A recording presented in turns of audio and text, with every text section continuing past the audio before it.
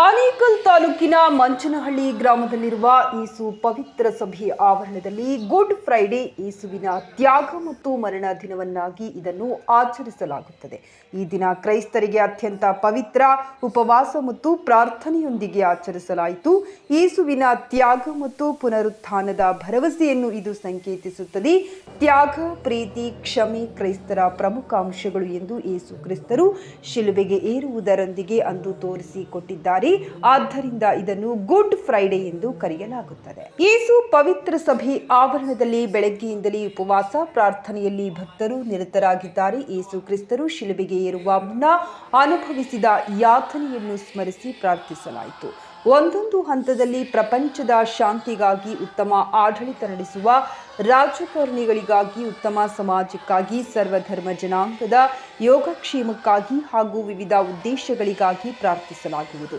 ಪ್ರತಿ ವರ್ಷ 7 ಜನ ದೇವಾಲಯದ ಯೇಸು ಕ್ರಿಸ್ತ ಅನುಭವಿಸಿದ ಯಾತನೆ, ಮರಣದ 7 ಸೂತ್ರಗಳನ್ನು ಹೇಳುವ ಮುಖಾಂತರ ಪ್ರಾರ್ಥನೆ ಸಲ್ಲಿಸಿದರು ಎಂದು ಯೇಸು ಪವಿತ್ರ ಸಭೆಯ ಸಭಾಪಾಲಕರಾದ ಪಾಸ್ಟರ್ MR ಪಾಲ್ ರವರು ತಿಳಿಸಿದರು. ಇನ್ನು ಇದೇ ಸಂದರ್ಭದಲ್ಲಿ ವಾಕ್ಯಗಳನ್ನು ಬೋಧಿಸಲಾಯಿತು ಹಾಗೂ ಹಾಡುಗಳನ್ನು ಆಡಲಾಯಿತು. ಇನ್ನು ಕಾರ್ಯಕ್ರಮದಲ್ಲಿ ಯೇಸು ಪವಿತ್ರ ಸಭೆಯ ಕಮಿಟಿ ಮೆಂಬರ್ಗಳಾದ DSS ಮಂಜು, K ಮಂಜು, C ಮಂಜು, ಶಿವಣ್ಣ, ನಾಗಣ್ಣ, GP ನಗರ ಮಂಜು, ನಾರಾಯಣಪ್ಪ, ಆಕಾಶ್, ಪವನ್, ನವೀನ್, ಬಸ್ತಿ, ರವಿ ಹಾಗೂ ಮಂಚನಹಳ್ಳಿ ಗ್ರಾಮಸ್ಥರು ಸಹ ಭಾಗವಹಿಸಿದ್ದರು. ಶಿಲ್ಬೆಲೆ ನಮಗೋಸ್ಕರ 2025 ವರ್ಷಗಳಿಂದ ಮಹಾಯಜ್ಞವಾಗಿದ್ದಾನೆ. ಆ ಯೇಸು ಅವತ್ತು ಆಗದೆ ಹೋಗಿದ್ರೆ ನಾವು ನರಕಕ್ಕೆ ಪಾತ್ರ ಆಗಬೇಕಾಗಿತ್ತು.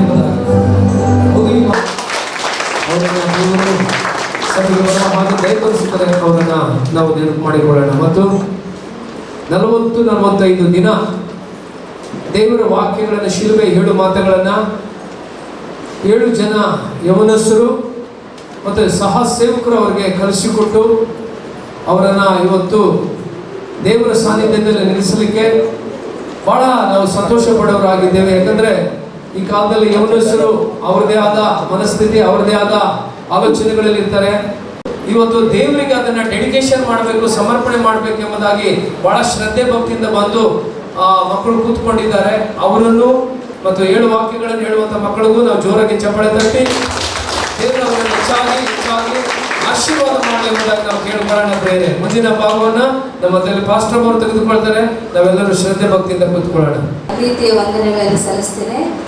ಈ ಸಮಯದಲ್ಲಿ ಸ್ಪೆಷಲ್ ಸಾಂಗಿಗೆ ಸಿದ್ಧವಾಗಿರುವಂತಹ ನಮ್ಮ ಮಧ್ಯದಲ್ಲಿ ಸುಮಿತ್ರಾ ಸಿಸ್ಟರ್ ತಂಡದಿಂದ ಬಂದು ಹಾಡನ್ನು ಆಡಬೇಕೆಂಬುದಾಗಿ ನನ್ನ ಪ್ರೀತಿಯಿಂದ ಕೇಳಿಕೊಳ್ಳುತ್ತೇನೆ. ಎಲ್ಲರಿಗೂ ಗುರುಫ್ರೈಡೆ ಹಬ್ಬದ ಶುಭಾಶಯಗಳು. ದೇವರು ಎಲ್ಲರನ್ನು ಆಶೀರ್ವದಿಸಲಿ, ನಿಮಗೆ ಶುಭ ಉಂಟಾಗಲಿ. ವಿಶೇಷ ಹಾಡನ್ನು ಹಾಡಲಿಕ್ಕೆ ಕೃಪೆ ಮಾಡಿಕೊಟ್ಟ ದೇವರಿಗೂ ಹಾಗೂ ಸಭಾಪಾಲಕರಿಗೂ ಮತ್ತು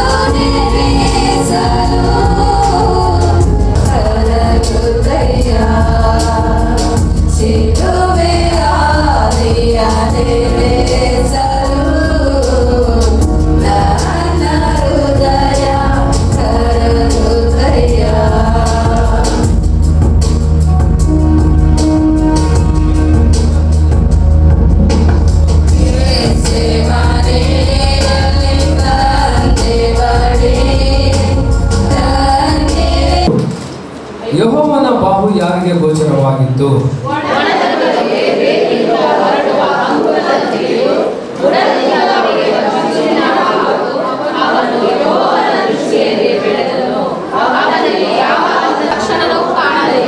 ವ್ಯಾಧಿ ಪೀಡಿತನು, ಜನರ ಮುಖವನ್ನು ಓರೆ ಮಾಡಿಕೊಳ್ಳುವ ಧಿಕ್ಕಾರಕ್ಕೆ ಒಳಗಾದವನು ಆಗಿದ್ದನು. ನಾವು ಆತನನ್ನು ಲಕ್ಷ್ಯಕ್ಕೆ ತರಲಿಲ್ಲ.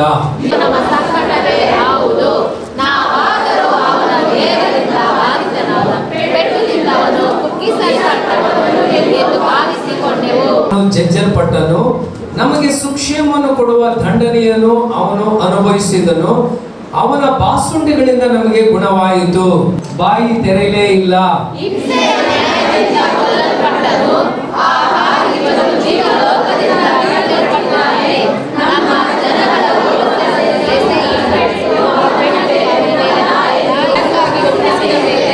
ಧರ್ಮಾತ್ಮನಾದ ತನ್ನ ಸೇವಕನು ತನ್ನ ಜ್ಞಾನದ ಮೂಲಕ ಬಹು ಜನರು ಧರ್ಮ ಮಾರ್ಗಕ್ಕೆ ತರುವನು. ಅವರ ಅಪರಾಧಗಳನ್ನು ಹೊತ್ತುಕೊಂಡು ಹೋಗುವನು.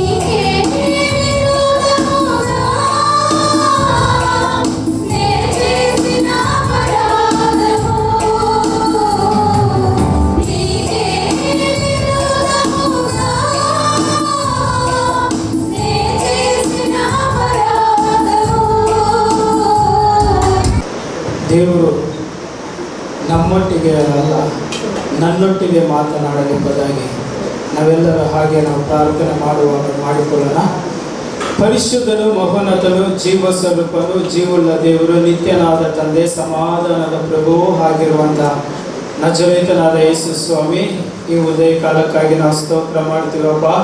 ಈಗ ದೇವರೇ 40 ದಿವಸಗಳು ಈಗ ದೇವರಪ್ಪ ನಿನ್ನ ವೇದ ವಚನವನ್ನು ಈಗ ದೇವರೇ ಧ್ಯಾನ ಮಾಡಿ ಈಗ ದೇವರೇ ಕಲಿತು ಅದನ್ನು ದೇವರಪ್ಪ ಸಭೆ ಮುಂದೆ ಈಗ ಮಾಧ್ಯಮಗಳ ಮೂಲಕವಾಗಿ ಮಾತನಾಡುವಾಗ ಆ ವಾಕ್ಯಗಳು ಅನೇಕರ ಹೃದಯಗಳಲ್ಲಿ ದೇವರಪ್ಪ ಕಾರ್ಯವನ್ನು ಮಾಡುವ ಹಾಗೆ ಪವಿತ್ರಾತ್ಮ ದೇವರೇ ನೀನು ಸಹಾಯ ಮಾಡಿರುವುದಾಗಿ ಬೇಡುತ್ತಾ ಇದ್ದೀವಪ್ಪ. ಈಗ ದೇವರೇ ನಿನ್ನ ವಾಕ್ಯಗಳಪ್ಪ ಜೀವವುಳ್ಳದು, ಅದು ಕಾರ್ಯ ಸಾಧಕವಂಥದ್ದು ಮತ್ತು ಕೀಲು ಎಲುಬುಗಳ ಮಧ್ಯದಲ್ಲಿ ತೂರಿ ಹೋಗುವಂತ ಹದವಾದ ಇಬ್ಬಾಯಿ ಕತ್ತಿಯುಳ್ಳದಾಗಿದೆಪ್ಪ. ಅಂತ ಒಂದು ವಾಕ್ಯಗಳು ಪ್ರಿಯ ಮಗನ ಮೂಲಕವಾಗಿ ಮಾತನಾಡು ಸ್ವಾಮಿ.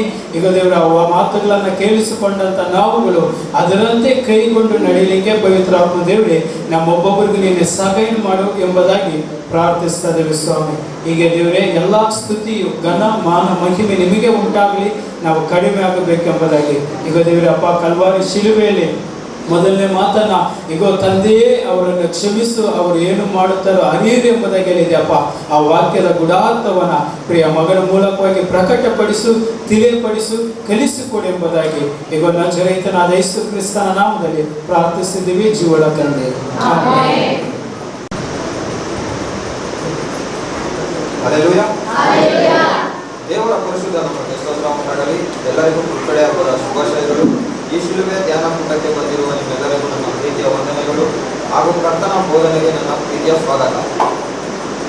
ಈ ನಾಡಿನ ಜನತೆಗೆ ನನ್ನ ಪ್ರೀತಿಯ ಸ್ವಾಗತ. ಎಲ್ಲರಿಗೂ ವಂದನೆಗಳು. ಎಲ್ಲರಿಗೂ ಶುಭವಾಗಲಿ.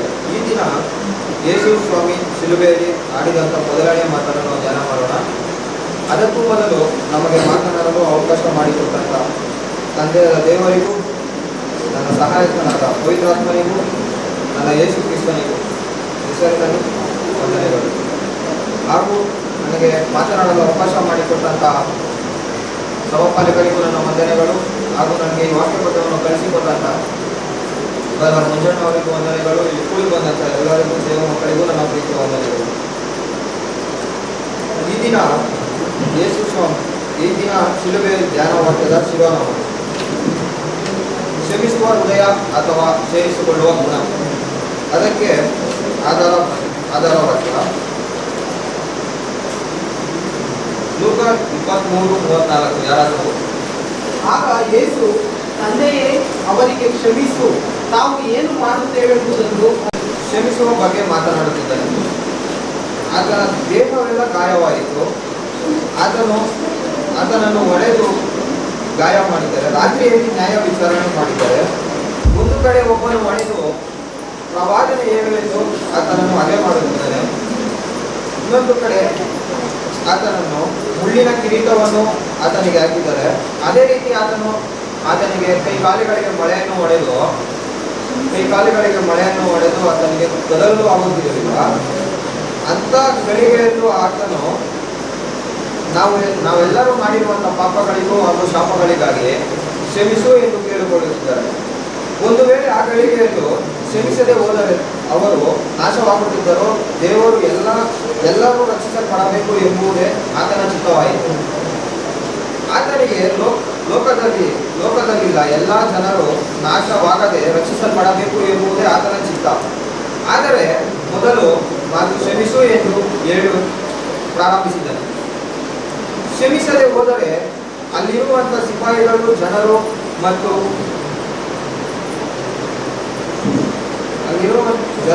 ಆತನ ಸ್ವರೂಪದಲ್ಲಿ ಉಂಟಾಗಿರುವಂಥ ಜನರು ಮತ್ತು ಅಲ್ಲಿರುವಂಥ ಆತನನ್ನು ಹೊಡೆದವರು ಸಹ ಆತನು ಎಲ್ಲರನ್ನು ಕ್ಷಮಿಸಿದರು. ನಿಮ್ಮನ್ನು ಹಿಂಸೆ ಪಡಿಸುವವರಿಗೋಸ್ಕರ ದೇವರನ್ನು ಪ್ರಾರ್ಥಿಸಿರಿ ಎಂದು ಹೇಳಿ ಅದನ್ನೇ ಶಿಲುಬೆಯ ಮೇಲೆ ಪ್ರಾರಂಭಿಸಿದ್ದಾರೆ. ಒಂದು ವೇಳೆ ಸಿಪಾಯಿಗಳನ್ನು ನಂತರ ಆತನನ್ನು ಹೊಡೆದವರನ್ನು, ಯಾಜಕರನ್ನು ಕ್ಷಮಿಸಲು ಯೇಸು ಸ್ವಾಮಿ ಯಾರ ಸಲುವಾಗಿ ಯೆರೂಸಲೇಮಿಗೆ ಪ್ರವೇಶ ಮಾಡುವಾಗ ಜನರು ಜಯಘೋಷ ಮಾಡುತ್ತಿದ್ದಾರೆ. ಅದೇ ಆತನನ್ನು ಶಿಲುಬೆಗೆ ಹಾಕುವಾಗ ಅಲ್ಲಿರುವಂಥ ಎಲ್ಲ ಜನರು ಯಾರೇ ಆಗಲಿ ಆತನ ಸುಲಿಗೆ ಮಾತನಾಡಲಿಲ್ಲ.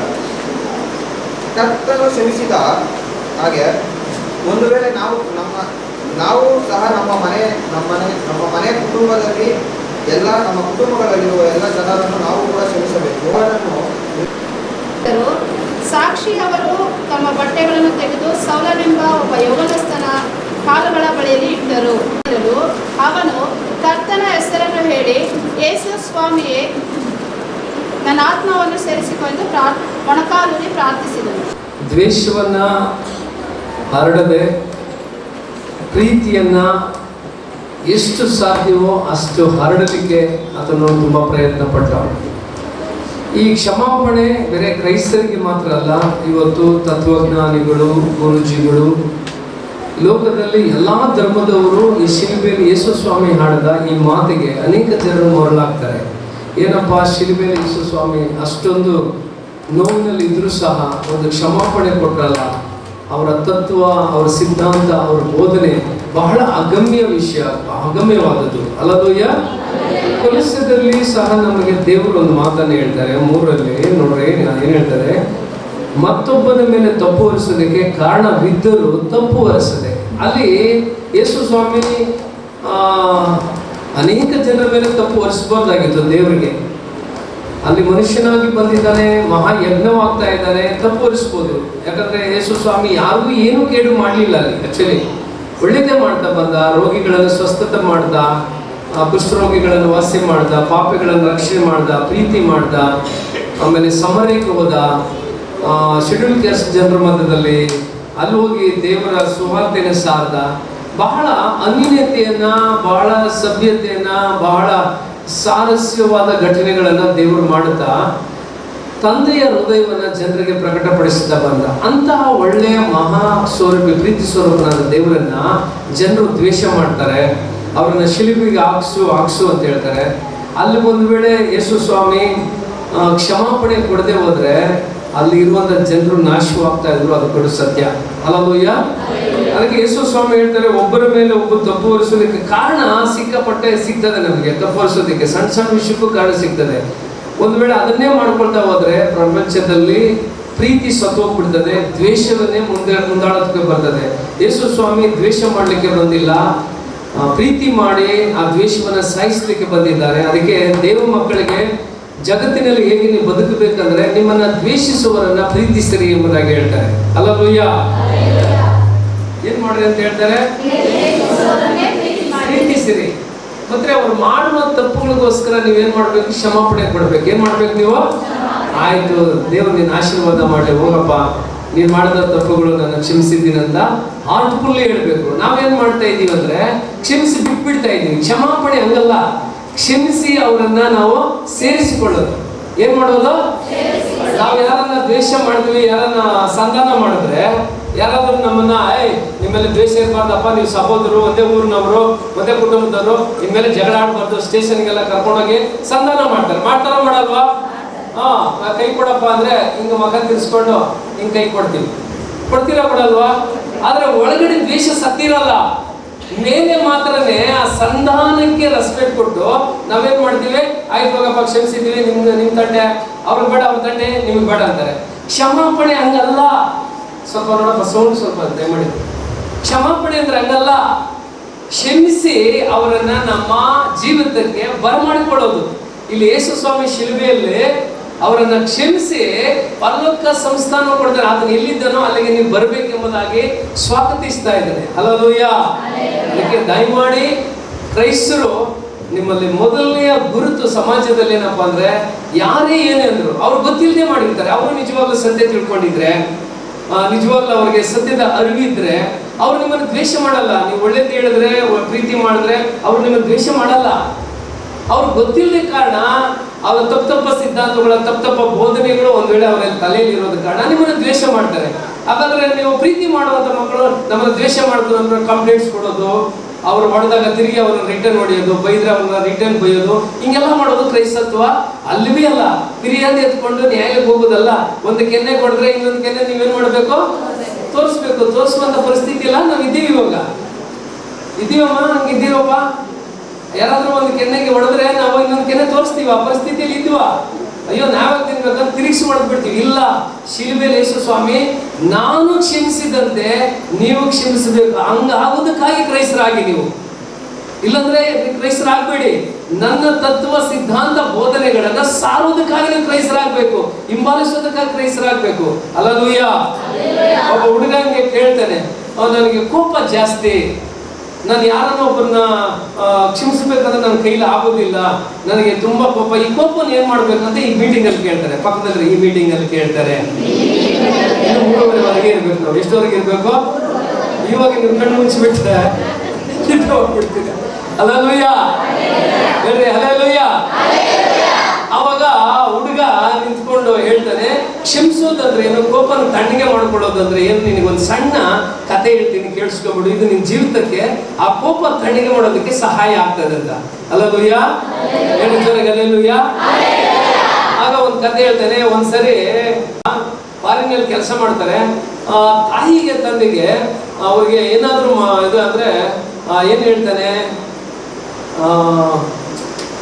ಏನಾದರೂ ಅವ್ರಿಗೆ ಒಂದು ಅಂದರೆ ದಿಢೀರಂತ ಏನಾದರೂ ಅವ್ರಿಗೆ ಸರ್ಪ್ರೈಸ್ ಕೊಡ್ಬೇಕಂತ, ಅವ್ರಿಗೆ ಏನಾದರೂ ಒಂದು ನಾನು ಕಾಣಿಸ್ಬೇಕು ಅಂತ, ಏನೋ ಒಂದು ಮಾಡಬೇಕು ಅಂತ ಹೇಳ್ಬಿಟ್ಟು ಫೋನು ಮಾಡಲ್ಲ, ಏನು ಮಾಡಲ್ಲ. ಆ ಹುಡುಗ ಏನು ಮಾಡಲ್ಲ, ಗೇಟ್ ಓಪನ್ ಮಾಡೋಕೆ ಹೋದ್ರೆ ಯಾವ ಪುಣ್ಯಾತ್ಮ 2 ವೀಲರಲ್ಲಿ ಬಂದು ಒಂದೇ ಏಟು ಹೊಡೆದ್ಬಿಡ್ತಾನೆ. ಬೈ ಮಿಸ್ಟೇಕ್ ಆಗಿ ಏನು ಬಂದ್ಬಿಟ್ಟು ದಾರಿಯಲ್ಲಿ ಇರ್ತದೆ ಅವ್ರ ಮನೆ ಬಂದು ಹೊಡೆದ್ಬಿಡ್ತಾರೆ. ಅದ ಸ್ಪಾಟ್ ಸತ್ತೋತಾನೆ ಹುಡುಗ. ಸರ್ಪ್ರೈಸ್ ಕೊಡ್ಬೇಕಂತ, ಏನು ಕೊಡ್ಬೇಕಂತ, ಸರ್ಪ್ರೈಸ್ ಕೊಡ್ಬೇಕಂತ ದಿಢೀರಂತ ಸತ್ತೋಗ್ಬಿಡ್ತಾರೆ. ಜನ ಎಲ್ಲ ಸೇರ್ಕೊಂಡ್ಬಿಡ್ತಾರೆ, ಅವ್ರ ಮನೆ ಮುಂದೆ ಸೇರ್ಕೊಂಡ್ಬಿಡ್ತಾರೆ. ಈ ಅಮ್ಮ ಮನೇಲಿ ಅಡುಗೆ ಮಾಡ್ತಾರೆ, ತಂದೆ ತಾಯಿಗಳು, ಏನು ನಮ್ಮ ಮನೆ ಮುಂದೆ ಇಷ್ಟೊಂದು ಜನ ಸೇರ್ಕೊಂಡ್ಬಿಟ್ಟಿದಾರಲ್ಲ ಅಂದ್ಬಿಟ್ಟು ಓಡ್ ಬರ್ತಾರೆ. ನೋಡಿದ್ರೆ ಮಗ ಸರ್ಪ್ರೈಸ್ ಕೊಟ್ಟ. ಏನ್ ಕೊಟ್ಟಿದ್ದಾನೆ, ಸರ್ಪ್ರೈಸ್. ಎಂತ ಸರ್ಪ್ರೈಸು, ಸಾವು. ಹಲ್ಲೆಲೂಯ. ಈ ಆಕ್ಸಿಡೆಂಟ್ ಮಾಡೋ ಹುಡುಗ ಅಲ್ಲಿ ಬಿದ್ದಿದ್ದಾನೆ, ಅವನಿಗೆ ಕೈಕಲ್ಲೆಲ್ಲ ಹೊಡೆದೋಗೈತೆ, ಅವನು ಹಾಸ್ಪಿಟ್ಲಿಗೆ ಎತ್ಕೊಂಡು ಹೋಗ್ತಾರೆ. ಎಲ್ಲಾ ಕಾರ್ಯಗಳು ಮುಗಿದು ತಂದೆ ತಾಯಿಗಳಿಗೆ ಕೋಪ, ನನ್ನ ಮಗನ ಒಬ್ಬನೇ ಮಗನ ಸಾಯಿಸ್ಬಿಟ್ನಲ್ಲ ಇವನು ಅಂತ ಹೇಳಿ ತುಂಬಾ ಕೋಪ ಮಾಡ್ಕೊಂತಾರೆ. ತುಂಬಾ ಕೋಪ ಮಾಡ್ಕೊಂಡು ಅವನನ್ನ ಸ್ಟೇಷನ್ಗೆ ಹೋಗಿ ಕರ್ಕೊಂಡೋಗಿ ಎಲ್ಲ ಮಾಡ್ತಾರೆ. ನೋಡಿ, ಇವನೇ ನಿನ್ನ ಮಗನ್ನ ಸಾಯಿಸಿದ್ದು, ಇವನೇ ನಿನ್ನ ಮಗನ್ನ ಕೊಂದಿದ್ದು, ಇವನೇನೇನ್ ಮಾಡ್ಬೇಕಂತ ಅವರು ತುಂಬಾ ಆಲೋಚನೆ ಮಾಡ್ತಿದ್ರು. ಮೇಲೆ ಕೋಪ, ನನ್ನ ಮಗನ ಸಾಯಿಸ್ಬಿಟ್ಟ, ಕೋಪ ಕೋಪ ಕೋಪ, ಸಿಕ್ಕಾಪಟ್ಟೆ ಕೋಪ. ಹಲ್ಲೆಲೂಯ. ಆ ಕೋಪದಲ್ಲಿ ಇರ್ತಾನೆ ಆ ಹುಡುಗ. ಪಾಪ ಒಂದೇ ನಾನು ಮಾಡಿದ ಮಿಸ್ಟೇಕ್ಗೆ ತಂದೆ ತಾಯಿಗಳು ಅನಾಥ ಆಗ್ಬಿಟ್ಟಲ್ಲ, ಅದೊಂದು ಮನೆ ಬರ್ತಾರೆ ಡೈಲಿ. ಯಾವಾಗಲೂ ನೋಡು, ನಾನು ದಯಮಾಡಿ ಕ್ಷಮಿಸರಿ, ದಯಮಾಡಿ ನಾನು ಗೊತ್ತಿಲ್ಲದೆ ಮಾಡುವ ವಿಷಯ ಇದು, ನಾನು ಮಾಡ್ಬೇಕಂತ ಮಾಡಲಿಲ್ಲ, ಬೈ ಮಿಸ್ಟೇಕ್ ಆಗಿ ಗಾಡಿ ಸ್ಪೀಡಾಗಿ ಬಂದು ನಿನ್ನ ಮಕ್ಕಳು ನೋಡ್ಬಿಟ್ಟೆ, ದಯಮಾಡಿ ನನ್ನನ್ನು ಕ್ಷಮಿಸ್ರಿ ಅಂತ ಕೇಳಿ ಮಾಡ್ತಾರೆ. ಒಂದು ವೇಳೆ ಅದೇ ಸ್ಥಾನದಲ್ಲಿ ನಾವು ತಂದೆ ತಾಯಿಗಳಿದ್ದು ನಮ್ಮ ಮಗು ಸತ್ತೋಗ್ಬಿಟ್ಟು ಒಬ್ಬನ ಸಾಯಿಸ್ಬಿಟ್ಟು ಬಂದು ನಮ್ಮನ್ನ ಬಂದು ರಿಪ್ಲೇಸ್ ಮಾಡ್ಕೊಂಡ್ರೆ ನಾವೇನ್ ಮಾಡ್ತಾ ಇದ್ದೀವಿ, ನನ್ನ ಮಗನ ಸಾಯಿಸ್ಬಿಟ್ಟು ಅಂತ ಅವನು ನೀವು ಬೇಕಾದ್ರೆ ಏನಾನ ಮಾಡಿ ಸಾಯಿಸ್ಬಿಡ್ತಾ ಇದ್ವಿ, ಸಾಯಿಸ್ತೀವಿ ಇಲ್ಲೋ.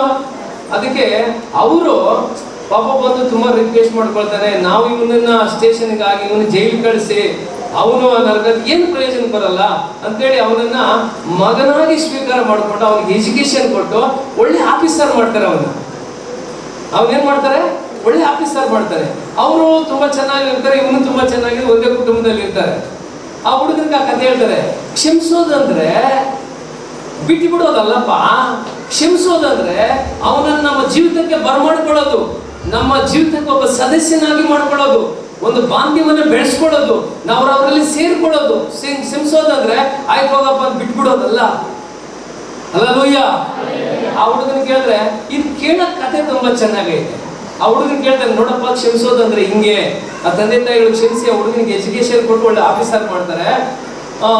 ಆ ರೀತಿ ಕ್ಷಮಾಪಣೆ ಕೊಡ್ಬೇಕಂತ ಆ ಹುಡುಗನಿಗೆ ಕಥೆ ಹೇಳಿದ್ರೆ ಇದು ಕೇಳೋಕ್ ತುಂಬಾ ಚೆನ್ನಾಗೈತೆ, ಆದ್ರೆ ನಿಜ ಜೀವನದಲ್ಲೇ ನಡೆಯಲ್ಲ ಅಂತ ಹೇಳ್ಬಿಡ್ತಾನೆ.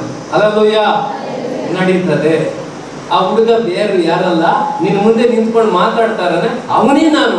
ಆ ಹಿಂದ್ಗಡೆ ವಯಸ್ಸಾದವ್ರು ಇದ್ದಾರಲ್ಲ ಅವರೇ ತಂದೆ ತಾಯಿಗಳು, ಅವರೇ ನನಗೆ ಎಜುಕೇಶನ್ ಕೊಟ್ಟಿದ್ದು, ನಾನು ಆ ಹುಡುಗನ ಬಂದಿದ್ದು ಅದೇ ಹುಡುಗ ನಾನು. ನನ್ನನ್ನು ಸೇರಿಸ್ಕೊಂಡ್ರು. ಕ್ಷಮಾಪಣೆ ಅಂದ್ರೆ ಈ ರೀತಿ ನಾವು ಒಬ್ಬರನ್ನೊಬ್ರು ಸೇರಿಸ್ಕೊಂಡ್ರೆ ಇಡೀ ಸಮಾಜದಲ್ಲಿ ಒಂದು ಬಾಂಧವ್ಯ ಬೆಸೆತದೆ, ದ್ವೇಷ ಸತ್ತೋಗ್ಬಿಡ್ತದೆ, ಪ್ರೀತಿ ಬೆಳೀತದೆ. ಆದ ಕಾರಣ ನೀವು ದ್ವೇಷವನ್ನ ಯಾವತ್ತೂ ಕಾರಬಾರ್ದು. ಕ್ಷಮಾಪಣೆಯನ್ನ ಕೊಡ್ತಾ ಹೋದ್ರೆ ಒಬ್ಬರಿಗೊಬ್ರು ಅನ್ಯೋನ್ಯತೆಯಲ್ಲಿ ಒಂದು ಪುಟ್ಟ ಗ್ರಾಮ ಇರ್ತದೆ, ಒಂದು ಪುಟ್ಟ ಕುಟುಂಬ ಇರ್ತದೆ, ಪುಟ್ಟ ಸ್ನೇಹ ಇರ್ತದೆ, ಅಲ್ಲಿ ದ್ವೇಷಕ್ಕೆ ಆಸ್ಪದ ಕೊಡಬಾರ್ದು. ಶಿಲುಬೆ ಮೇಲೆ ಯೇಸು ಸ್ವಾಮಿ ಜಗತ್ತಿಗೆ ಸಾರಿದಂತ ಬಹಳ ಸ್ಪಷ್ಟವಾದ ಒಂದು ವಿಷಯ ಏನಪ್ಪಾ ಅಂದ್ರೆ ನೀವು ಒಬ್ಬರಿಗೊಬ್ಬರು ಕ್ಷಮಿಸಬೇಕು. ಹಲ್ಲೆಲೂಯ. ಪಕ್ಕದಲ್ಲಿ ಕ್ಷಮಿಸ್ತೀಯಾ? ಹಲ್ಲೆಲೂಯ. ನಮ್ಮ ಒಬ್ಬೊಬ್ಬರಿಗೆ ಶತ್ರು ಇದ್ದಾರ ಇಲ್ವಾ? ಮಿತ್ರನಿದ್ದ ಹಾಗೆ ಹಿತ ಶತ್ರುನು ಇರ್ತಾನೆ. ಇರ್ತಾರ ಇರಲ್ವಾ? ಇದ್ದಾರ ಇಲ್ವಾಪ? ನಮಗೂ ಇದ್ದಾರೆ. ಹಾಗಾದ್ರೆ ಇವತ್ತು ನಿಂತುಕೊಂಡು ನೀವು ಅವನು ಎಲ್ಲೇ ಇರಲಿ ಅವನ ಹೆಸರು ಹೇಳಿ, ದೇವ್ರೆ ಅವನು ಇವತ್ತು ಮೀಟ್ ಮಾಡ್ತೀನಿ. ನೀವು ಶಿಲ್ಬೆ ಮೇಲೆ ನಮ್ಗೆ 2025 ಇಸ್ವಿನಲ್ಲಿ ನನಗೆ ಒಂದು ಮಾತು ಹೇಳಿದ್ದೀರಿ, ನಾನು ಕ್ಷಮಿಸಿದಂತೆ ಅವನು ಹೋಗಿ ನೀವು ಕ್ಷಮಿಸಬೇಕಂತ. ಬೇರೆ ಕ್ಷಮಿಸೋದಲ್ಲ ದೇವ್ರೆ, ಅವನನ್ನ ನಾನು ಇವತ್ತು ಫ್ರೆಂಡ್ ಆಗಿ ತಗೊಳ್ತೀನಿ, ನನ್ನ ಆತ್ಮೀಯ ಮಗನಾಗಿ, ಆತ್ಮೀಯ ವ್ಯಕ್ತಿಯಾಗಿ ನನ್ನ ಜೀವಿತಕ್ಕೆ ಬರ್ಬಾರ್ತೀನಿ. ಇವತ್ತು ದ್ವೇಷವನ್ನು ಸಾಯಿಸ್ತೀನಿ, ಪ್ರೀತಿಯನ್ನು ಅವನಿಗೆ ಹಂಚುತ್ತೀನಿ. ಎಲ್ಲ ಎದ್ದು ನಿಂತುಕೊಂಡು ಒಂದು ಸಣ್ಣ ಡೆಡಿಕೇಶನ್, ಸಮರ್ಪಣೆ. ದಯಮಾಡಿ, ನಾವು ನಿಮಗೆ ಶತ್ರು ಇದ್ದಾರೆ ಅಂತ ಗೊತ್ತಿದೆ, ದಯಮಾಡಿ ಶತ್ರುತ್ವವನ್ನ ದಯಮಾಡಿ ಇಟ್ಕೊಳ್ಳಕ್ ಹೋಗ್ಬೇಡಿ. ಅದರಲ್ಲಿ ಕ್ರೈಸ್ತರಲ್ಲಿ ದ್ವೇಷವನ್ನೇ ಇರಬಾರ್ದು, ಕ್ಷಮಾಪಣೆ ಮಾತ್ರ ಇರಬೇಕು. ಅದಕ್ಕೋಸ್ಕರ ಕೈಗಳನ್ನ ಮೇಲೆ ಮಾಡಿ, ಆ ಶತ್ರು ಎಲ್ಲಿದ್ದಾರೆ ನಿಮ್ಗೆ ಗೊತ್ತಿದೆ. ಇವತ್ತು 100-200 ಜನ ಇಲ್ಲಿದ್ದೀರಿ, ನೀವು 100-200 ಜನರಿಗೂ ಶತ್ರು ಇದ್ದಾರೆ. ಅವರನ್ನು ಕ್ಷಮಿಸಿದ್ರೆ 200 ಜನ ನಿಮ್ಮ ಒಳಗಡೆ ಬರ್ತಾರೆ. 200 ಜನರ ಪ್ರೀತಿ ವಿಶ್ವಾಸದಲ್ಲಿ ಇರ್ತೀರಿ. ದ್ವೇಷ ಮಾಡಿ ನಾವು ಏನನ್ನ ಸಾಧ್ಯ ಮಾಡ್ಲಿಕ್ಕೆ ಆಗೋದಿಲ್ಲ. ಬೇರೆ ಯಾರೂ ದ್ವೇಷ ಮಾಡಬೇಡಿ ದಯಮಾಡಿ. ಯೇಸು ಸ್ವಾಮಿ ಹೇಳ್ತಾ ಇದ್ದಾರೆ, ನೀವೆಲ್ಲರನ್ನ ಪ್ರೀತಿ ಮಾಡಿ, ನಾನು ಕ್ಷಮಿಸಿದಂತೆ ನೀವು ಕ್ಷಮಿಸಿ ಅವರನ್ನ ಸೇರಿಸಿಕೊಳ್ಬೇಕು. ಅವರ ಬಾಂಧವ್ಯವನ್ನ ಮತ್ತೆ ಅನ್ಯೋನ್ಯತೆಯನ್ನ ನೀವು ನೋಡಬೇಕು. ಸಹೋದರರು ಒಂದಾಗಿರುವುದು ಎಷ್ಟು ಒಳ್ಳೆಯದು. ಅಲ್ಲಿ ರಮ್ಯವಾಗಿರ್ತದೆ, ಅಲ್ಲಿ ಆಶೀರ್ವಾದ ಇರ್ತದೆ, ಅಲ್ಲಿ ಜಯ ಇರ್ತದೆ ಪ್ರಿಯರೇ. ಆದ ಕಾರಣ ಸಹೋದರ ಮಧ್ಯದಲ್ಲಿ ದ್ವೇಷವನ್ನು ಇಟ್ಕೊಳ್ಬೇಡಿ, ಕ್ಷಮಾಪಣೆ ಇರಲಿ.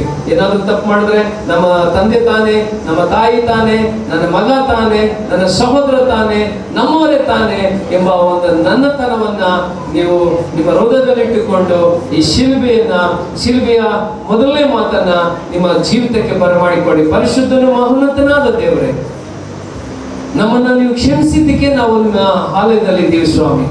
ಇವತ್ತು ನಾವು ಕರ್ತನೆ ಸಮಾಜವನ್ನು ಕ್ಷಮಿಸಬೇಕು ಸ್ವಾಮಿ. ನಮ್ಮಲ್ಲಿ ದ್ವೇಷ ಬೇಡ ಸ್ವಾಮಿ. ಅವ್ರು ಏನಾದ್ರೂ ನಮ್ಮನ್ನ ದ್ವೇಷ ಮಾಡಿದ್ರೆ ನಾವು ಅವರನ್ನು ಪ್ರೀತಿ ಮಾಡುವಂತ ಹೃದಯವನ್ನು ತಾರಪ್ಪ ದೇವರೇ. ಕರ್ತನೆ, ನಮಗೆ ದ್ವೇಷ ಬೇಡ, ಪ್ರೀತಿ ಬೇಕು. ಮತ್ತು ಕರ್ತನೆ, ಅವ್ರು ಮಾಡುವಂತಹ ದ್ವೇಷಕ್ಕೆ ನಾವು ಕ್ಷಮಾಪಣೆ ಕೊಡುವ ಹಾಗೆ ದಯ ತೋರಿಸು. ನಮ್ಮಲ್ಲಿ ಯಾರಿಗೆ ಶತ್ರು ಇದ್ದಾರೋ ಅವರು ಯೇಸು ಸ್ವಾಮಿ ಹೆಸರಲ್ಲಿ ಕ್ಷಮಿಸಲ್ಪಡಲಿ ಸ್ವಾಮಿ. ಅವರನ್ನು ನಾವು ಪ್ರೀತಿ ಮಾಡ್ತಾ ಇದ್ದೀವಿ ಸ್ವಾಮಿ. ನಾವು ಯಾವತ್ತೂ ದ್ವೇಷ ಮಾಡಲ್ಲ. ನಿಮ್ಮ ಮಾತನ್ನ ನಾವು ಶ್ರದ್ಧೆ ಭಕ್ತಿಯಿಂದ ಕೈಗೊಂಡು ನಡೀತೀವಿ ಎಂಬುದಾಗಿ ನಮ್ಮ ಒಡೆಯ ರಕ್ಷಕನಾಗಿರುವ ಯೇಸುವಿನ ನಾಮದಲ್ಲಿ ತಂದೆಯೇ. ಜೋರಾಗಿ ಚಪ್ಪಾಳೆ ಹೊಡಿ. ಜೋರಾಗಿ ನಾನು ಕ್ಷಮಿಸ್ತೀನಿ ಅಂತ ಹೇಳ್ರಿ. ಹಲ್ಲೆಲೂಯಾ. ಹೇಳಿ, ಕ್ಷಮಿಸ್ತೀನಿ ನಾನು ಅಂತ. ಹಲ್ಲೆಲೂಯಾ. ಜೋರಾಗಿ ಚಪ್ಪಾಳೆ ಹೊಡಿ.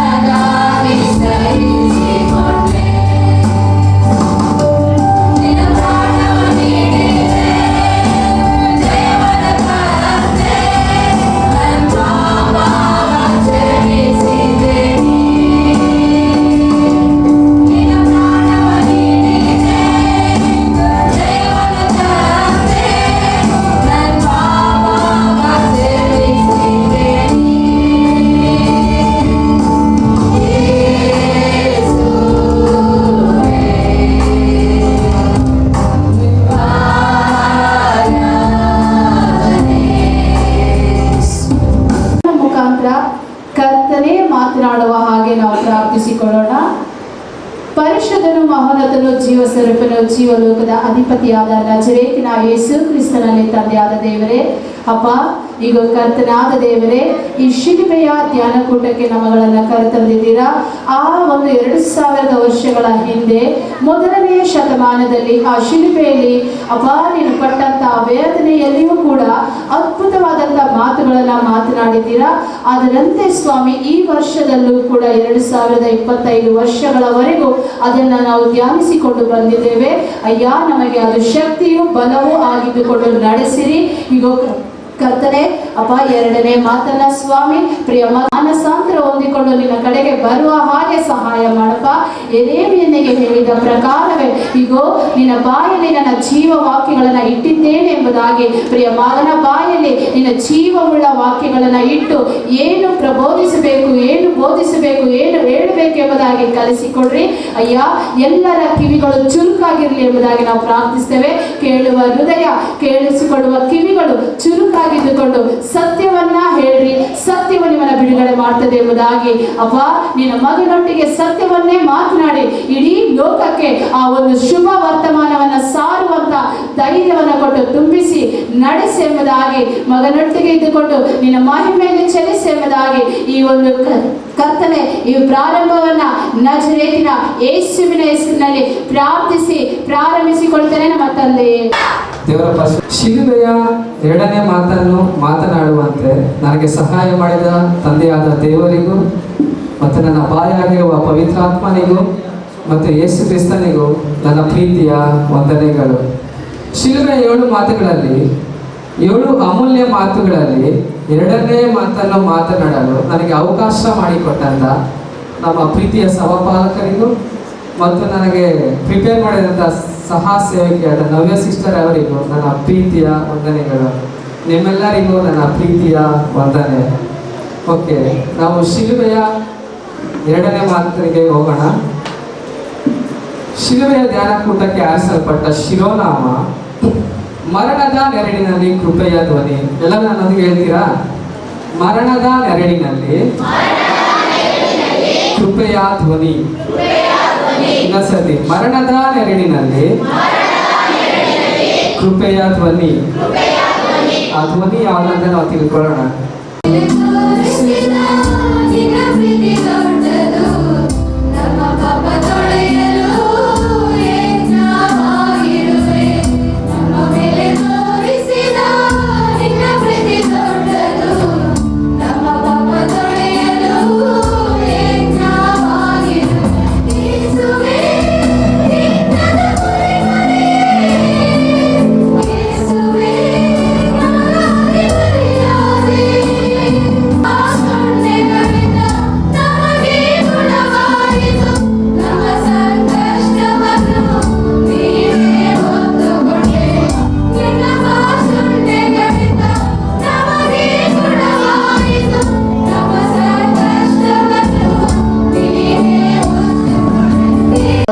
ಸಮುದ್ರವನ್ನು ಒಣನೆಲವನ್ನು ಸೃಷ್ಟಿಸಿದ ಆತನೇ ನಿಮಗೆ ಸ್ತೋತ್ರ ಉಂಟಾಗಲಿ ಸ್ವಾಮಿ. You are the alpha omega, you are the beginning and end. Thank you Jesus, praise you master. ಈ ಒಳ್ಳೆ ದಿನದಲ್ಲಿ ಹೌದು ಸ್ವಾಮಿ, ಗುಡ್ ಫ್ರೈಡೆ ದಿನದಲ್ಲಿ ಮಗಳು ಹೌದು ಸ್ವಾಮಿ ಬರ್ತಡೇನ ಆಚರಿಸ್ಕೊಳ್ತಾ ಇದ್ದಾರೆ ಸ್ವಾಮಿ. ಮಗಳನ್ನು ಆಶೀರ್ವದಿಸು ಸ್ವಾಮಿ, ನಿನ್ನ ಕೃಪೆ ಇರಲಿ ಸ್ವಾಮಿ, ನಿನ್ನ ಬಲ ಇರಲಿ ಸ್ವಾಮಿ. ಹೌದು ಕರ್ತನೆ, ನಿನ್ನ ವಾಕ್ಯದಲ್ಲಿ ಬರೆದಿದೆ ಸ್ವಾಮಿ, ಚಿಕ್ಕ ಮಕ್ಕಳನ್ನ ನನ್ನ ಬಳಿಗೆ ಬರಮಾಡ್ರಿ, ಮುಂದಿನ ರಾಜ್ಯವು ಅವರದೇ ಎಂಬುದಾಗಿದೆಯಲ್ಲ ಸ್ವಾಮಿ. ಅದಕ್ಕಾಗಿ ನಿಮಗೆ ಸ್ತೋತ್ರ ಉಂಟಾಗಲಿ ಸ್ವಾಮಿ. ಹೌದು ಸ್ವಾಮಿ, ಮಗುವಿನ ಕುಟುಂಬವನ್ನು ಆಶೀರ್ವದಿಸು, ತಂದೆ ತಾಯಿನ ಆಶೀರ್ವದಿಸು ಸ್ವಾಮಿ. ಯೇಸುವೇ, ನಿಮಗೆ ಸ್ತೋತ್ರ ಉಂಟಾಗಲಿ ಸ್ವಾಮಿ. ಆ ಕುಟುಂಬದಲ್ಲಿ ಶಾಂತಿ ಇರಲಿ ಸ್ವಾಮಿ. ಸ್ತೋತ್ರ ಉಂಟಾಗಲಿ. ಎಲ್ಲ ಇಕ್ಕಟ್ಟುಗಳಿಂದ ಬಿಡಿಸು ಸ್ವಾಮಿ, ಎಲ್ಲ ಬಾಧೆಗಳಿಂದ ಬಿಡಿಸು ಸ್ವಾಮಿ. ಯೇಸುವೇ ವಧಿಸು ಸ್ವಾಮಿ. ಒಳ್ಳೆ ಆರೋಗ್ಯವನ್ನು ಕೊಡು, ಒಳ್ಳೆ ಬಲವನ್ನು ಕೊಡು ಸ್ವಾಮಿ. ಹೌದು ಕರ್ತನೆ.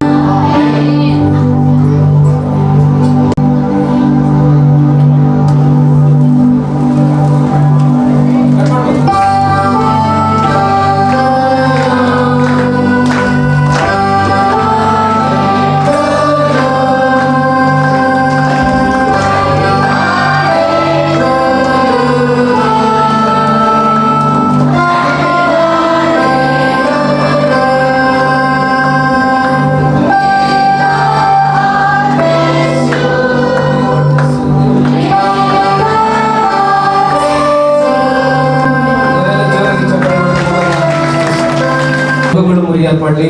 ಅವರಿಗೋಸ್ಕರ ಪ್ರಾರ್ಥನೆ ಎಂಬುದಾಗಿ ಆಶೀರ್ವದಿಸಲಿ.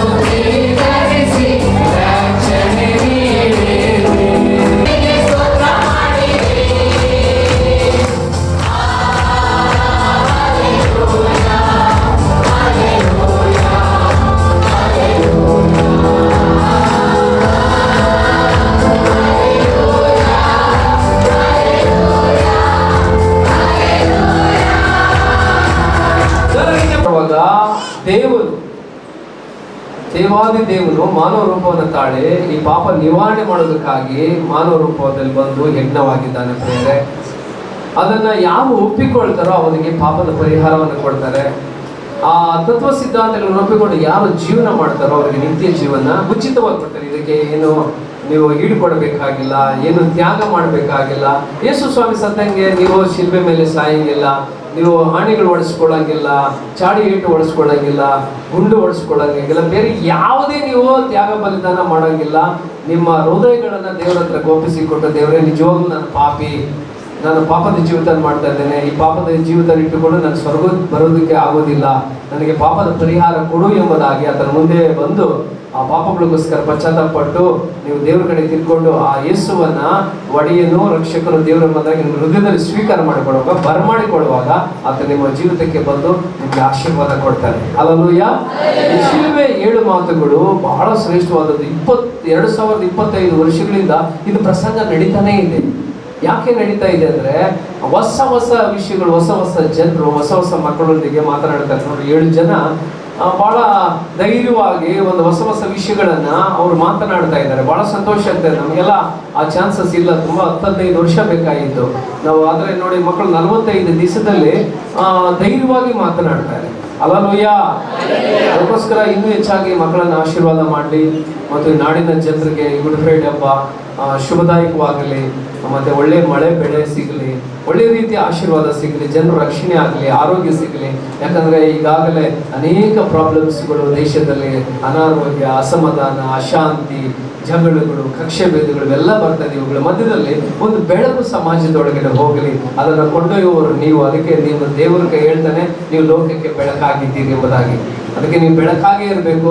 ನಿಮ್ಮೂರಿಗೆ ಒಂದು ಲೈಟ್ ಇದ್ರೆ ಸಾಕು, ನೀವು ಅಷ್ಟು ಪ್ರಕಾಶಿಸಿ ಕೊಡಬೇಕು.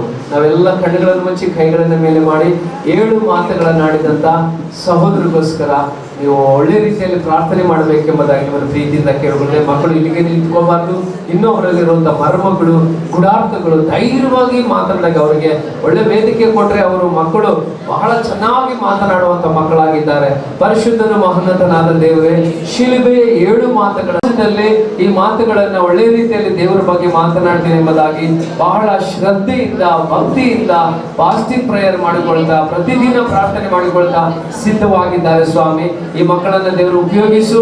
ಈ ಮಕ್ಕಳ ಮೇಲೆ ನಿನ್ನ ಕರಗಳು ಬರಲಿ, ನಿನ್ನ ಪ್ರಸನ್ನತೆ ಅಭಿಷೇಕ ಬರಲಿ. ದೇವರ ಕರ್ತನೆ, ಈ ಮಕ್ಕಳನ್ನ ಸ್ವಾಮಿ ನಿನ್ನ ಸಾಧಕರನ್ನಾಗಿ, ದೇವರ ಸಾಧಕರನ್ನಾಗಿ ನೀನು ಮಾಡಿಕೊಳ್ಳಬೇಕೆಂಬುದಾಗಿ ಈ ಮಕ್ಕಳನ್ನು ನಿಮ್ಮ ಕರಗಳಲ್ಲಿ ಒಪ್ಪಿಸಿ ನಮ್ಮ ಒಡೆಯನು ರಕ್ಷಕನು ತಿರುಗಿ ಬರುವಾತನಾದ ನಜರೇತಿನ ಯೇಸು ಸ್ವಾಮಿ ಹೆಸರಿನಲ್ಲಿ ಪ್ರಾರ್ಥಿಸಿ ಬಿಡುವ ನಿತ್ಯಜೀವಳ ತಂದೆಯೇ, ಆಮೆನ್.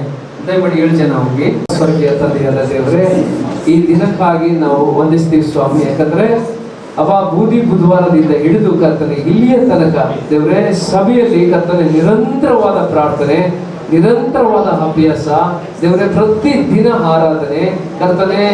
ಪ್ರತಿಯೊಬ್ಬ ಮಕ್ಕಳು ಕರ್ತನೆ ವಿಷಯದಲ್ಲಿ ತುಂಬಾ ಡೆಡಿಕೇಶನ್ ಮಾಡ್ಕೊಂಡಿದ್ದಾರೆ. ಇದು ನಮಗ್ ಮಾತ್ರ ಒಳ್ಳೇದಾಗೋದು ಬೇಡ ಸ್ವಾಮಿ, ಇಡೀ ಸಮಾಜಕ್ಕೆ ಕರ್ತನೆ ಇದು ಒಳ್ಳೇದಾಗಬೇಕು ಸ್ವಾಮಿ.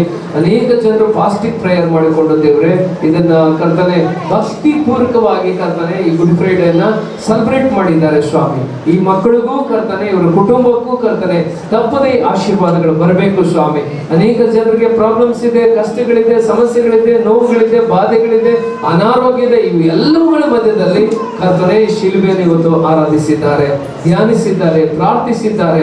ಅಪ್ಪ, ಈ ಮಕ್ಕಳಿಗೆ ಶುಭವಾಗಲಿ, ಬರುವಂತ ಆಶೀರ್ವಾದ ಈ ಮಕ್ಕಳಿಗೆ ತಪ್ಪದೆ ಬರಲಿ ಎಂಬುದಾಗಿ ನಮ್ಮ ಒಡೆಯನು ರಕ್ಷಕನು ತಿರುಗಿ ಬರುವಾತನಾದ ನಜರೇತಿನ ಯೇಸು ಸ್ವಾಮಿ ಹೆಸರಿನಲ್ಲಿ ಎಲ್ಲ ಕಾರ್ಯಗಳನ್ನ ನಿಮಗೆ ಒಪ್ಪಿಸಿಕೊಟ್ಟು ಪ್ರಾರ್ಥಿಸಿ ಬಿಡುವುದಿದೆಯೂ ಜೋಳ ತಂದೆಯೇ. ಕೈಗಳನ್ನು ಮೇಲೆ ಮಾಡಿ. ತಂದೆ ದೇವರ ಪ್ರೀತಿಯು, ನಮ್ಮ ಕರ್ತನಾದ ಯೇಸು ಕ್ರಿಸ್ತನ ಕೃಪೆಯು, ಪವಿತ್ರಾತ್ಮನ ಅನ್ಯೋನ್ಯತೆ, ಐಕ್ಯತೆ, ಶಾಂತಿ, ಸಮಾಧಾನ ತಲೆಬಾಗಿದ ನಮ್ಮೊಂದಿಗೂ ಭಾರತೀಯ ಕುಟುಂಬಗಳೊಂದಿಗೂ ನೀನು ಬರುವವರಿಗೆ ನಮ್ಮೆಲ್ಲರ ಸಂಗಡ ಇರಲಿ. Amen, amen, amen.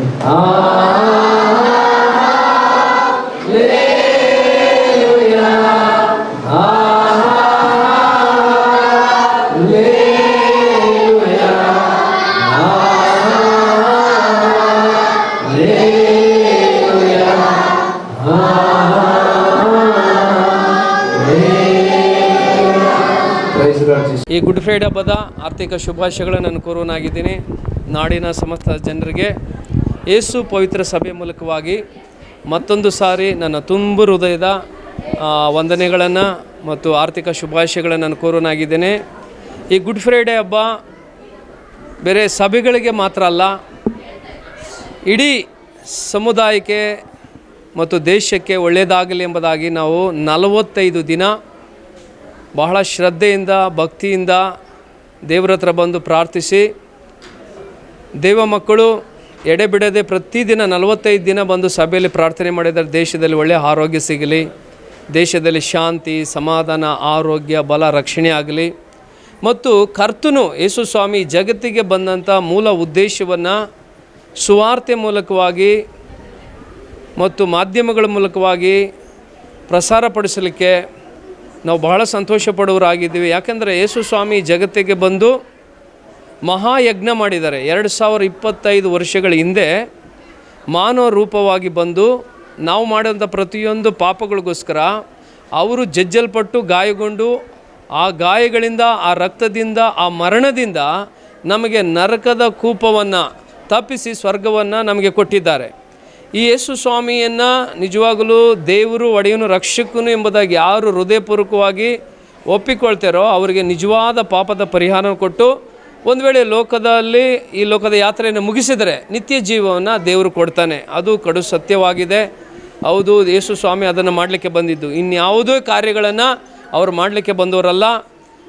ಪ್ರತಿಯೊಬ್ಬ ಮಾನವರಿಗೆ ಶಾಂತಿಯನ್ನು, ಸಮಾಧಾನವನ್ನು, ರಕ್ಷಣೆ ಕೊಡೋದು 7 ಮಾತುಗಳು ಶಿಲುಬೆಯಲ್ಲಿ ಈ ಗುಡ್ ಫ್ರೈಡೆಯಲ್ಲಿ ಧ್ಯಾನಕ್ಕೆ ತೆಗೆದುಕೊಂಡ್ಬರ್ತೀವಿ. ಪ್ರತಿ ವರ್ಷ ನಾವು 7 ಮಾತುಗಳು, ಆ 7 ಮಾತುಗಳನ್ನು ನಾವು ಧ್ಯಾನ ಮಾಡೋದಾದರೆ ಬಹಳ ಅದ್ಭುತ, ಅತಿಶಯ. ಅದಕ್ಕೆ ಎಲ್ಲ ಧರ್ಮದವರು ಈ ಶಿಲುಬೆಯಲ್ಲಿ ಯೇಸು ಸ್ವಾಮಿ ಮಾತನಾಡಿದ ಈ ಮಾತುಗಳಿಗೆ ಎಲ್ಲರೂ ಶರಣು ಹೋಗ್ತಾರೆ. ನಾವು ಪ್ರತಿ ವರ್ಷ ಅನೇಕ ಧರ್ಮಗುರುಗಳನ್ನು ಕರೆದು ಅವರಿಂದ ಪ್ರವಚನಗಳನ್ನು ಕೇಳ್ಕೊಳ್ಳುವಾಗ ಅವ್ರ ಬಾಯಿಂದ ಯೇಸುವಿನ ಬಗ್ಗೆ ಮಾತನಾಡುವಾಗ ನಮಗೆ ಆಶ್ಚರ್ಯ ಆಗ್ತದೆ. ಭಾಳ ಅದ್ಭುತವಾದ ವಿಷಯಗಳನ್ನು ಯೇಸು ಸ್ವಾಮಿ ಮಾತನಾಡಿದ್ದಾರೆ. ಇವೆಲ್ಲವೂ ಸಹ ಸಮಾಜಕ್ಕೆ ಮತ್ತು ನಮ್ಮ ನಾಡಿನ ಜನರಿಗೆ ಒಳ್ಳೆಯದಾಗಲಿ, ಒಳ್ಳೆಯದನ್ನು ನಾವು ಬಯಸೋರಾಗಿದ್ದೀವಿ. ಮತ್ತು ಯಾರಿಗೂ ನಾವು ಒತ್ತಡವನ್ನು ನಾವು ಮಾಡೋರಲ್ಲ, ಬಲವಂತನ ಮಾಡೋದಿಲ್ಲ. ಯಾರೆಲ್ಲ ಒಪ್ಪಿಕೊಂಡು ಬರ್ತಾರೋ ಅವರಿಗೆ ನಾವು ಕೇಳಿಕೊಳ್ಳೋದೊಂದೇ, ಶ್ರದ್ಧೆಯಿಂದಿರ್ರಿ, ಭಕ್ತಿಯಿಂದಿರ್ರಿ, ನಂಬಿಕೆಯಿಂದಿರ್ರಿ. ಯೇಸು ಏನು ಹೇಳ್ತಾರೋ ಅದನ್ನು ಮಾತ್ರವೇ ಮಾಡಿರಿ. ಮತ್ತು ಜನರಿಗೆ ದಯಮಾಡಿ ಯಾವುದೇ ಒತ್ತಡವನ್ನು, ಬಲವಂತನ ಹೇಳ್ಬೇಡ್ರಿ ಅಂತ ಪದೇ ಪದೇ ಮತ್ತೆ ನಾವು ಹೇಳ್ತಾನೆ ಇರ್ತೀವಿ. ಆದ ಕಾರಣ ನಾವು ಮಾಧ್ಯಮದ ಮುಖಾಂತರ ಕೇಳ್ಕೊಳ್ಳೋದೇನೆಂದರೆ, ಈ ಗುಡ್ ಫ್ರೈಡೆ ಹಬ್ಬ ಸಮಾಜಕ್ಕೆ ಶಾಂತಿಯನ್ನು, ಸಮಾಧಾನ ತರಲಿ. ಎಲ್ಲ ಕಡೆ ನಾವು ನೋಡ್ತಾ ಇದ್ವಿ, ಭೂಕಂಪಗಳಾಗ್ತಾಯಿದೆ, ಬರಗಾಲಗಳು ಬರ್ತಾಯಿದೆ, ಮತ್ತು ಅತಿವೃಷ್ಟಿ ಆಗ್ತಾಯಿದೆ. ಇವನ್ನೆಲ್ಲ ನೋಡುವಾಗ ದೇವ್ರ ರಾಜ್ಯ ಭಾಳ ಸಮೀಪ ಆಗ್ತದೆ. ಮತ್ತೇನು ಬರೆದು ಸುವಾರ್ತೆಯಲ್ಲಿ ನೋಡ್ತೀವಿ, ಇದು ಶೀಘ್ರ ನಡೆಯೋದು ಬಹಳ ಮುಖ್ಯ ಅಂತ. ಅದಕ್ಕೋಸ್ಕರ ನಾವು ಯಾವ ಟೈಮಲ್ಲಿ ಇದು ನಡೀತದೋ ಗೊತ್ತಿಲ್ಲ. ಆದರೆ ನಡೆಯೋದಕ್ಕಿಂತ ಮುಂಚೆ ನಿಮ್ಮನ್ನು ಪ್ರೀತಿಯಿಂದ, ಕಳಕಳಿಯಿಂದ ನಾನು ಕೇಳ್ಕೊಳ್ತೇನೆ, ನಿಮ್ಮ ಆತ್ಮಗಳ ವಿಷಯದಲ್ಲಿ ಸ್ವಲ್ಪ ಆಲೋಚನೆ ಮಾಡಿ, ನಿಮ್ಮ ಪಾಪಗಳಿಗೋಸ್ಕರ ಪಶ್ಚಾತ್ತಾಪಪಟ್ಟು ಯೇಸುವನ್ನು ದೇವರು, ಒಡೆಯನ, ರಕ್ಷಕನೆಂಬುದಾಗಿ ನಿಮ್ಮ ಹೃದಯದಲ್ಲಿ ಸ್ವೀಕಾರ ಮಾಡಿಕೊಳ್ಳುವಾಗ ಯಾವುದೇ ಧರ್ಮಕ್ಕೆ ನೀವು ಹೋಗೋದಿಲ್ಲ, ಅದಕ್ಕೆ ನೀವು ಯಾವುದೇ ಮತಾಂತರ ಆಗೋದಿಲ್ಲ. ಅದರ ಬದಲಾಗಿ ಮಾನಸಾಂತರ ಎಂಬ ಒಂದು ಪರಿವರ್ತನೆ ನಿಮ್ಮಲ್ಲಿ ಆಗ್ತದೆ. ಇಲ್ಲ, ನಾವು ಒಳ್ಳೆಯವರಾಗಬೇಕು, ಸಮಾಜಕ್ಕೆ ಒಳ್ಳೇದು ಮಾಡಬೇಕು, ನಾವು ಈ ಲೋಕ ಬಿಟ್ಟರೆ ಸ್ವರ್ಗಕ್ಕೆ ಹೋಗ್ಬೇಕಮ್ಮ ಒಂದೇ ಒಂದು ಅಂಶವ ನಿಮ್ಮ ಹೃದಯದಲ್ಲಿ ಬಂದರೆ ಸಾಕು, ನಿಮಗೆ ಆಶೀರ್ವಾದ ಸಿಗ್ತದೆ ಮತ್ತು ಶಾಂತಿ, ಸಮಾಧಾನ ಸಿಗ್ತದೆ, ನೆಮ್ಮದಿ ಸಿಗ್ತದೆ. ಇದರ ಮೂಲಕವಾಗಿ ನಾನು ಕೇಳ್ಕೊಳ್ಳೋದು ಮಾಧ್ಯಮ ಮಿತ್ರರು ಮತ್ತು ಇಲ್ಲಿ ಬಂದಂಥ ಎಲ್ಲ ದೇವ ಮಕ್ಕಳಿಗೂ, ನಾಡಿನ ಜನರಿಗೂ ದೇವರು ನಿಮ್ಮನ್ನು ಆಶೀರ್ವದಿಸಲಿ. ಈ ಗುಡ್ ಫ್ರೈಡೆ ಹಬ್ಬ ನಿಮಗೆ ಶುಭದಾಯಕವಾಗಿರಲಿ. ಆಮೇಲೆ ಯೇಸು ಪವಿತ್ರ ಸಭೆಯಿಂದ ಆನೇಕಲ್ ತಾಲೂಕು ಮಂಚನಹಳ್ಳಿ ಗ್ರಾಮದಿಂದ ಗುಡ್ ಫ್ರೈಡೆ ಹಬ್ಬದ ಶುಭಾಶಯಗಳನ್ನು ಕೋರುವನಾಗಿದ್ದೇನೆ. ನಾಡಿನ ಜನತೆಗೆ ಎಲ್ಲರಿಗೂ ದೇವರ ಕೃಪೆ, ಶಾಂತಿ, ಸಮಾಧಾನ, ಒಳ್ಳೆಯ ಆರೋಗ್ಯ ಕೊಡಲಿ ಎಂಬುದಾಗಿ ನಾನು ಹಾರೈಸ್ತಾ ಇದ್ದೇನೆ. ಹಾಗೂ ಇದರಲ್ಲಿ ನಾನು ಕೇಳಿಕೊಳ್ಳುವ ನನ್ನ ಮಿತ್ರರಿಗೂ, ನನ್ನ ಸಹೋದರ ಸಹೋದರಿ, ನನ್ನ ಬಂಧು ಬಾಂಧವರು, ಮಿತ್ರರಿಗೂ ಒಂದೇನ ಕೇಳ್ಕೊತಾ ಇದ್ದೇನೆ. ನಾವು ಹುಟ್ಟುತ್ತಾನೆ ಪಾಪಿಗಳೇ, ಆದರೆ ನೀತಿವಂತರು ಯಾರೂ ನಾವು ಪ್ರಪಂಚದಲ್ಲಿ ಯಾರೂ ಇಲ್ಲ. ಆದರೆ ಅದನ್ನು ತೊಳೆಯೋದಕ್ಕೆ ಯೇಸು ಸ್ವಾಮಿ ಶಿಲುಬೆಗೆ ಗೊತ್ತದ, ಮಾನವನ ಜನ್ಮ ತಾಳ್ದ. ಅದನ್ನು ಈಗಾಗಲೇ ನಮ್ಮ ಅಯ್ಯ ಅವರು ಸಭಾಪಾಲಕರು ಮಾತಾಡಿದ್ದಾರೆ, ತಿಳಿಸಿದ್ದಾರೆ. ಇನ್ನು ಹೆಚ್ಚಾಗಿ ಮಾತಾಡ್ತಕ್ಕಂಥದ್ದು ಏನು ಇಲ್ಲಿನೂ ಮಾತಾಡೋರು ಬೇಜಾನಾಗಿದ್ದಾರೆ. ಅದಕ್ಕಾಗಿ ಎಲ್ಲರಿಗೂ ಶುಭ ಉಂಟಾಗಲಿ ಎಂಬುದಾಗಿ ನಾನು 2 ಮಾತುಗಳನ್ನು ಮಾಡಿ ಅವಕಾಶ ಮಾಡಿಕೊಟ್ಟಿದ್ದಕ್ಕಾಗಿ ನಾಡಿನ ಜನರಿಗೆ ಜೈ ಭೀಮ್. ಯೇಸು ಎಲ್ಲರಿಗೂ ಗುಡ್ ಫ್ರೈಡೆ ಹಬ್ಬದ ಶುಭಾಶಯಗಳು. ಅಂದರೆ ಯೇಸು ಸ್ವಾಮಿ ಈ ಲೋಕಕ್ಕೆ ಏನಕ್ಕೆ ಬಂದ, ನರಾವತಾರ ಎತ್ತಿ ಈ ಲೋಕಕ್ಕೆ ಏನು ಬರಬೇಕಾಗಿತ್ತು, ಗುಡ್ ಫ್ರೈಡೇನಲ್ಲಿ ಏನಕ್ಕೋಸ್ಕರ ಯೇಸು ಸ್ವಾಮಿ ತನ್ನ ದೇಹವನ್ನು ಬಲಿದಾನವನ್ನು ಅರ್ಪಿಸಬೇಕಾಗಿದೆ ಎಂಬುದಾಗಿ ನೋಡೋದಾದರೆ, ಲೋಕದ ಎಲ್ಲ ಪಾಪಗಳಿಗೋಸ್ಕರ ಯೇಸು ಸ್ವಾಮಿ ಆ ಶಿಲುಬೆಯಲ್ಲಿ ಮರಣನು ಅಂತಾನೆ, ತನ್ನ ದೇಹವನ್ನು ಅರ್ಪಿಸ್ತಾನೆ.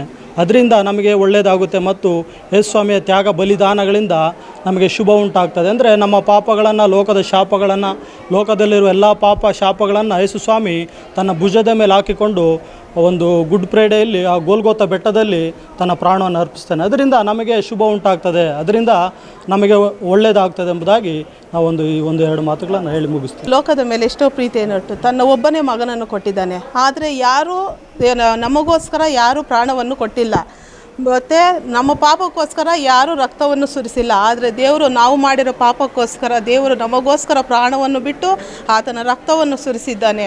ಆತನಿಗೆ ಎಷ್ಟು ಸ್ತೋತ್ರ ಸಲ್ಲಿಸಿದ್ರೂ ಸಾಲದು.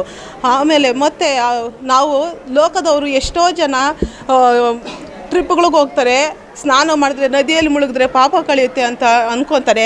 ಅದು ತಪ್ಪು. ದೇವರಿಗೆ ನಾವು ಮಾಡಿರೋ ತಪ್ಪುಗಳನ್ನು ಅರಿಕೆ ಮಾಡಿ ಬಿಟ್ಟು ಬಿಟ್ಟರೆ ಅದು ದೇವರಲ್ಲಿ ಕ್ಷಮೆ ಇದ್ದರೆ ನಮಗೆ ಎಲ್ಲವೂ ಬಿಡುಗಡೆ ಆಗುತ್ತದೆ ಅಂತ ಮಾತುಗಳನ್ನು ಆಡಿ ಮುಗಿಸುತ್ತೇನೆ. ದೇವರೇ, ಸರ್ವಶಕ್ತನಾದ ನನ್ನ ಸರ್ಗೆ ತಂದೆ ಇದ್ದ ಸ್ವಾಮಿಯಪ್ಪ, ಇದು ನೀನು ಮುಂಜಾನೆಯಿಂದ ಇದುವರೆಗೂ ನೀನು ಮಾಡಿದ ಅದ್ಭುತ ಕಾರ್ಯಗಳಕ್ಕಾಗಿ ನಿನಗೆ ವಂದನೆ ಸಲ್ಲಿಸ್ತೇನೆ ಸ್ವಾಮಿ.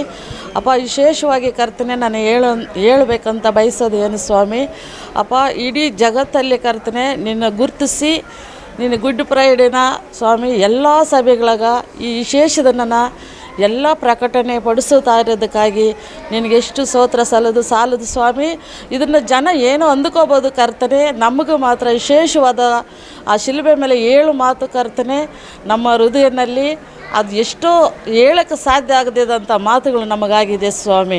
ಅಪ್ಪ, ಈ ಮಾತುಗಳು ಕರ್ತನೆ ನಾವು ಏನಕ್ಕೆ ಬಯಸ್ತೀರಂದರೆ ಆ ಒಂದೊಂದು ಮಾತಕ್ಕೂ ಎಷ್ಟೋ ಗುಡಾರ್ಥಗಳು ಅದನ್ನು ಅರ್ಥ ಮಾಡ್ಕೊಳೋರಾದರೆ ಅದು ಅರ್ಥ ಮಾಡ್ಕೊತಾರೆ ಸ್ವಾಮಿಗಾಗಿ ನಾನು ಇದೆ ಸ್ವಾಮಿಯಪ್ಪ. ತಂದಾದ ದೇವರಿಗೆ ಎಲ್ಲವನ್ನು ಸಲ್ಲಿಸೋದು ಏನಪ್ಪ ಅಂದರೆ ಎಲ್ಲ ಮಕ್ಕಳು ಇದನ್ನು ಅರಿಲಿ, ಎಲ್ಲ ಜಾತಿ ಜನಾಂಗಗಳು ಇದು ಸತ್ಯದ ದೇವರನ್ನು ಹುಡುಕಿ ಈ ರಕ್ಷಣೆ ಮಾರ್ಗಕ್ಕೆ ಬರಲಿ ಅಂತ ನಾನು 2 ಮಾತಲ್ಲಿ ನಾನು ಮುಗಿಸುತ್ತೇನೆ. ದೇವರ ಪರಿಶುದ್ಧ ನಾಮಕ್ಕೆ ಸ್ತೋತ್ರ ಉಂಟಾಗಲಿ. ಎಲ್ಲರಿಗೂ ಗುಡ್ ಫ್ರೈಡೆ ಹಬ್ಬದ ಶುಭಾಶಯಗಳು ಹಾಗೂ ನನ್ನ ನಾಡಿನ ಎಲ್ಲ ಜನರಿಗೂ ಗುಡ್ ಫ್ರೈಡೆ ಹಬ್ಬದ ಶುಭಾಶಯಗಳನ್ನು ಕೋರುತ್ತೇನೆ.